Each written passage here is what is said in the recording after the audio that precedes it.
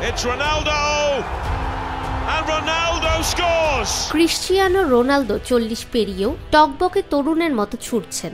জাতীয় দল হোক বা ক্লাব দলকে জেতানো এখন গোল মেশিন তিনি। এর প্রতিফলন দেখা গেছে শুক্রবার আল হিলালের বিপক্ষে আল নাসেরের ম্যাচেও। ক্যাপিটাল ডার্বিতে আল হিলালকে 3-1 গোলে হারানোর ম্যাচে জোড়া গোল করেছেন CR7। তাতে 3-1 গোলের জয়ে পয়েন্ট টেবিলের 3-এ উঠে এসেছে আল নাসের।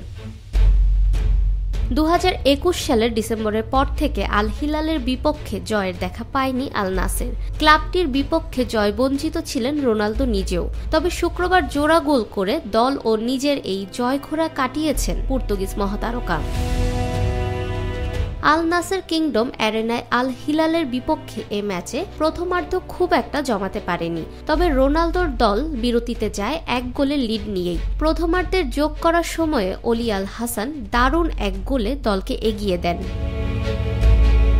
তবে বিরতির পর দ্বিতীয়ার্ধের শুরুতেই রোনালদোর ম্যাজিক। 47 মিনিটে সাদিও মানের পাশ থেকে দুর্দান্ত 1 গোল করেন রোনালদো। পর্তুগিজ মহাতারকা পরের ম্যাচে 88 মিনিটে পেনাল্টি থেকে দ্বিতীয় গোলটি করেন।